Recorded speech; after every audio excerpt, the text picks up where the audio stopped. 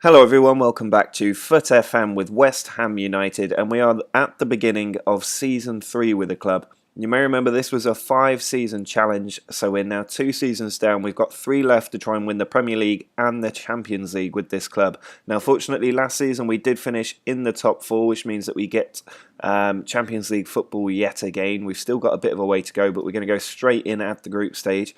We're going to get through the friendlies today. I won't show you those matches, we'll just get through them. We'll hopefully do a few transfers. We've got a 100k pack to open for finishing 4th last season, and then we'll play our first game of the season away against Liverpool. Now there's not been much transfer news to tell you about. I think a few players will be leaving the club, and I might, depending on who's in the pack today, bring some players in because we've got over £500,000 in the wage budget and £64 million in the transfer budget. So if we sold a couple of players who we maybe don't need, that could free up a lot of space in the squad to really go for a big title challenge, if not Champions League challenge this season, because the squad is so strong. But the first thing that we need to do is open a 100k pack after finishing in the top 4. We actually finished 2nd last season, if I remember right. And in the pack, we do have Danny Rose at left back, Thauvin on the right wing is usually quite a good player. Muslera's not too bad. Eric Dyer could be a decent shout. He's quite a good youth prospect. He's probably quite good at this stage in the game as well. Kostic, Wes Morgan, John Obi Mikel, Danny Ings. We could get Danny Ings in. Aidan McGeady. There's not really too many players in there that I'm all that interested in. I think Eric Dyer is maybe the only one jumping out at me. Let me know in the comments if I missed somebody obvious. We might bring Danny Rose in, but I don't think he's that good in this game. Same for Yannick Bolasie. I don't think either of them are that great, but I might have a quick look, see if they're of any use to the team, and then we can bring them in. Well, I have decided to bring in Eric Dyer in the central midfield because he can play in defence or the central midfield, which is very helpful to the team. If we put his ratings compared to other people, we don't actually play with a defensive midfielder, but in defence he's up there with Mark Bartra and Paulista. And in midfield, he's also one of our better centre midfielders alongside Dele Alli and Rafinha. So I think he's a very good player to bring in. He also weakens one of our opposition by taking one of their better players, and he's English, so that will definitely help us with our stats. But let's get through pre-season, get through the transfer window, bring a couple of players in, maybe see a couple leave, and then we'll take on Liverpool in our first Premier League game of this season. We are now the other side of pre-season, and it's the eve of our first Premier League game against Liverpool. But there's quite a lot to tell you about. The first thing that we'll do is have a look at the run of games we had in pre-season. And as you can see, we scored an awful lot of goals. We won every single game as well, getting at least 3 goals, usually over 5. A 15-0 victory as well was particularly impressive, with 5 goals for Williams. He also got 5 goals in the game before that and carried on scoring all the way through pre-season, so I'm hoping for good things from him. Now we have had a good run. We've got a decent run of games to come as well. Brentford are apparently in the Premier League this season, which should be a nice easy 6 points over the course of the league season. Also going to be back in Champions League action. We are expected to win the Premier League this season. I think that's my goal as well. But it'd be nice to have a good run in the Champions League if we can do it. So the transfers, there's been quite a lot going on. There's been a lot of bids coming in for Anthony Martial. I've got no desire to let him go anywhere because he is such a brilliant prospect and he's had a brilliant couple of seasons already in the game. So he's not going to go anywhere as far as I'm concerned. But we have let some players go, and we've also brought some players in. So the main players to go, the first one, Ander Herrera, for up to £33.5 million. He's gone to Monaco. He was just a bit of a rotation player, so when we got the big bid come in for him, I bumped up the price, and I thought, why not just let him go? The other one is a bit more contentious. It's Divock Origi, who's had a great time with us recently. He joined us in our first season, got 3 goals across 17 games. Wasn't that great, but last season he was absolutely electric, getting 36 goals and 16 assists across 47 or 49 matches. 27 in the league in 35 games, not bad. But we have brought in some players to replace him. Basically, he was incredibly unhappy. There were bids flying in left, right and centre, and I thought, okay, I'll just accept the bid from United, given it could go up to £66 million, and he's not likely to improve from where he is now. So we obviously got Eric Dyer on a free transfer because of our 100k pack at the start of the episode. We then signed Domenico Berardi. He's going to be my main replacement for Origi. You can see he's still got lots of potential despite being 24 years old, which is one of the main reasons I brought him in. I've never seen him really develop into a great player in this game. Previous versions of Football Manager, he always did. So I'm hoping we've got one of those nice potential ability ratings out of him this time. Diego Costa, we've brought in as a bit of a rotation player. He's still a good player. He's 29 and he can definitely do a job.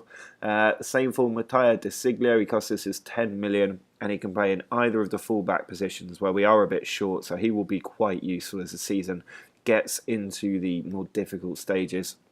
And the last one is £47 million for Roberto Firmino, which is a bit contentious, but I saw him on the transfer list and I couldn't be bothered to scout out a very good striker. We had a lot of money left after letting Origi go, so I thought we'll just bring him in. He can also do a job up front. So overall, I'm reasonably happy with our transfer business. I think the team is better fleshed out. We already had a good core 11, so bringing in some extra fringe players will only strengthen the team going forward. The other news to tell you about is that I was offered the Spain national job, which I declined because I'm not that interested in international football and I don't think it fits the theme of this series with the packs. I wasn't sure how you could bring packs into international management. Then I was offered the Liverpool job, which was also quite interesting. They've been struggling, but they offered me a £150 million transfer budget to take the job. I went for the interview, but that was only so that I could bump up my salary at West Ham. I don't know about you guys, but I love trying to get the highest possible salary in this game. So I got an extra 15 grand in my pay. As a result, as soon as West Ham knew I was chatting to Liverpool, they came in and offered me a nicer contract, which I accepted. I am going to see out the last 3 years at this club. I'm not going to look at moving somewhere else and carrying on the pack system. The West Ham team is by far the strongest team in the league now, I think. And if we get lucky in the packs, we'll be able to bring in even more great players. Now, there is also a new tactic on offer. It's a 4-3-3 press and pass, which I downloaded from the FM Scout website. I'm very open about the fact I cannot build a tactic to save my life, and I never have been, despite playing this game for 10 to 15 years. I couldn't even tell you how long I've been playing management games. So I'm just going to see how this one does. I picked it because it fits the shape of our current positions, our three strikers up top, and it also fits a sort of high intensity pressing, passing and attacking style, which I love. So I'm going to test it out on Liverpool, the team that Klopp made famous for this. I'm going to see how it works out. We're going to give Diego Costa his debut playing in a false 9 role with Martial in the advanced forward role. Inaki Williams also playing false 9, so they'll drop a little bit behind Martial. Rafinha is going to be the advanced playmaker. Dele Alli and Carvalho are going to be the ball-winning midfielders, with David Alaba, John Stones, Jonathan Tah and El Said Haisaj making up the back four. Ter Stegen continues in goal. We've got a couple of debutants on the substitutes bench with Eric Dyer and Berardi both on there. So I think overall this squad is very strong and it's got strength in depth now as well, which is going to be crucial. So I'd like to see us beat Liverpool and then we can kick on through this season and hopefully win the Premier League. Klein to Henderson, edge of the area, finds Markovic. Henderson with another chance. He's been allowed to walk into our box and he's put that ball in the back of the net. The defence did absolutely nothing. They may as well have not been there. Rafinha forward to Diego Costa. There's Martial in a good position. He's got Williams with him if he needs him. He does find Williams, who finds the back of the net. He looked very good in pre-season and he scores on his first game this season. Rafinha's free kick, edge of the area, blocked, comes back to him. He goes again, and this time it deflects into the back of the net off Lovren, which makes it 2-1 to us at Anfield. Biglia with the corner, cleared out by Dele Alli, but only as far as Coutinho, whose effort has deflected into the back of the net to bring Liverpool back on terms. Coutinho, edge of the area, finds Biglia, strike charge down. Nathaniel Klein comes forward, finds Markovic. He's taken it to the edge of the box. It's deflected to Alberto Moreno, who buries it in the back of the net. We've been pegged behind by Liverpool. Alaba has done something there. I think he's shoved Markovic allegedly, and he's given away a penalty when there was no danger whatsoever from the ball over the top. Biglia's penalty, and it's gone past Ter Stegen far too easily. We're going to get thrashed on our first game. Alberto coming down the left flank. Ball taken out by Dele Alli. He's running forward, finds Martial, who lose the ball to Sacco. It's with James Milner, who finds Markovic.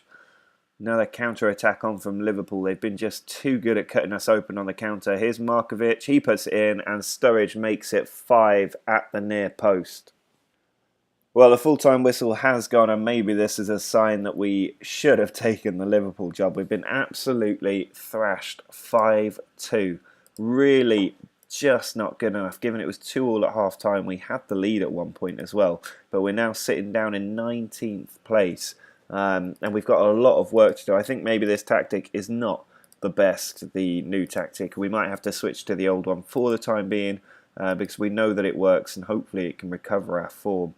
We do have a nice run of games against Newcastle and Brentford. Chelsea at home as well shouldn't be too bad, with Watford away in there as well. And a couple of Champions League, or one Champions League game and the EFL Cup third round.